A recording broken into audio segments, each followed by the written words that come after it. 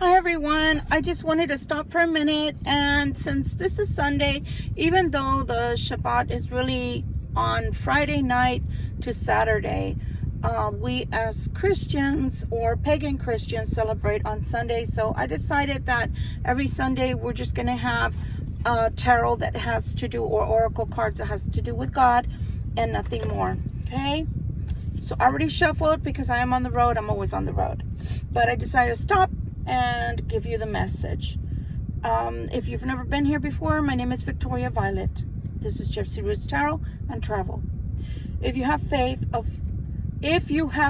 as a grain of mustard seed, you shall say unto the mountain, remove hence to yonder place, and it shall be removed. Matthew 17:20. If you have the faith, even the size of a mustard seed. If you've ever seen a real mustard seed, some of us use it for cooking. It is so teeny tiny. Okay, it's dark, it's almost black, and the grain, it looks like a grain. It sits inside of your forefinger and thumb. That's how tiny it is. So it's saying literally, if you have the size of a mustard seed, worth of faith, true faith, you can tell the mountain, hey, you need to move, and that will be moved. Same thing with obstacles. That's what it's talking about. Okay, this is just so beautiful. They're beautiful on the back and they're beautiful in the front. Look at that. Our Lord depicted as sitting there. Watch and pray that you enter not into temptation. It's Matthew 26:41. Remember, even Christ had to pray. Why? Because the devil was always coming by. A little pest. He's a pest. But he's also a pest that can find deep wounding type of words that can force you into becoming like him, which is obnoxious and careless with our actions and our words. Ask and it shall be given unto you. We should all pray this as often as we can. Matthew 7:7. I didn't even ever realize that was on those beautiful numbers. What is the 7? That is God's number. Oh my gosh. Ask and it shall be given. Why I love this? Look at that. He's talking to a baby. He's talking to one of our babies.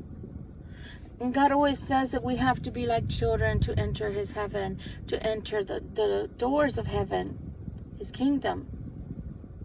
We have to have pure hearts, my dears, but also know that anything that you ask in good faith and with a clean heart, he's going to give it to you.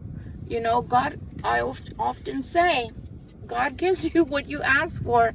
I know, and one time I had asked not to be alone. I didn't want to be alone. It was about, the year?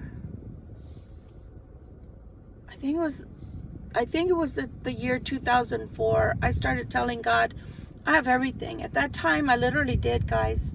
I had a house, a 4-bedroom house that had another, it looked like a house within a house because it was the garage that was enclosed. And then the washer and dryer were in there, and it could have been a whole little studio, big old studio apartment, not little, a big studio apartment.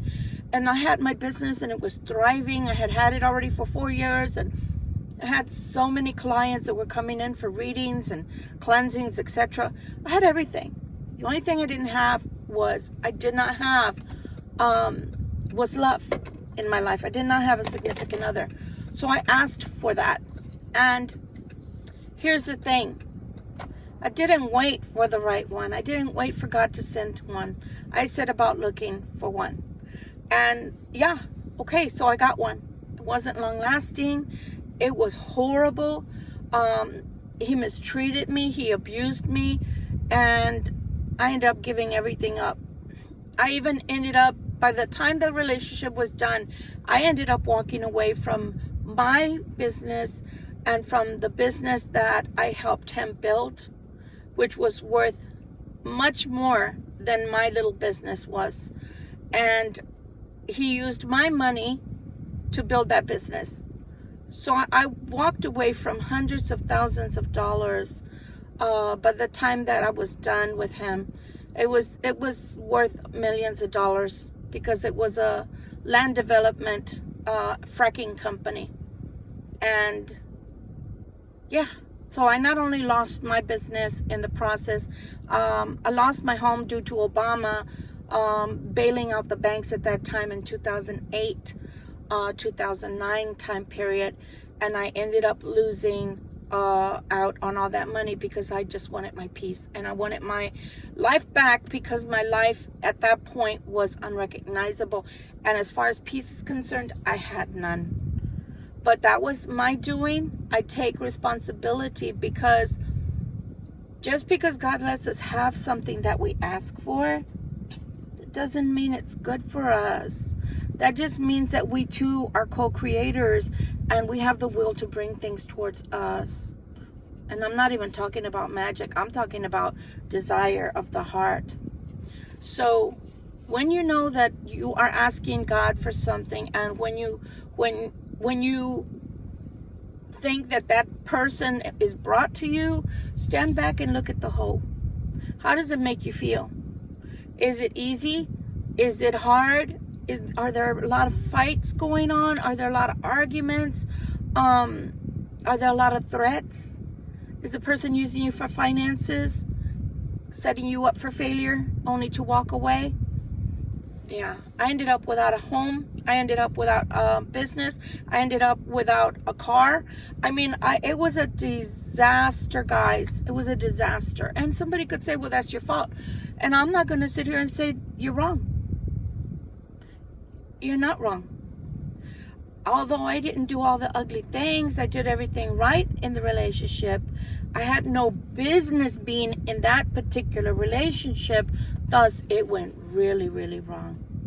So anyway, that's what I'm going to leave you with today. We've had church. The whole gist of this is be careful what you ask for, because we have free will and we are co-creators. God will give us the desires of our heart. But then just like he gives us the desires of our heart, that doesn't mean that it's good for us all the time. When you know it's good, it's because it fits like a glove and it feels good. It's what I call squishy love. And it's reciprocal though. It's not just you giving love to somebody and that's why you feel good. No. It makes you feel good because you give love and you get love in return. You put forth energy towards that relationship and in that relationship, and it's given back in some way. Let's say, I always like to put it this way. In the home, there's always, chores, right? Maybe they take out the trash and you do the dishes. Maybe you vacuum and maybe they dust. Whatever it is. Maybe they clean out the garage. Maybe they cut the grass and you trim the trees with them. I don't know. Whatever. But it's a give and a take. It's a give and a take. It's not all one person doing everything. That's not a real relationship. Anyway, I hope that this has worked its own little miracle. These messages, because actually there were 3 in 1. And so I hope that one of them fits you, whatever it is, whether it's temptation that you're praying against, whether it's peace and calm, or whether it's something that you're asking for God to bring into your life. I pray that when he does bring it, that you recognize the right time and the right place and the right person. Much love, much light. Shabbat shalom. Bye.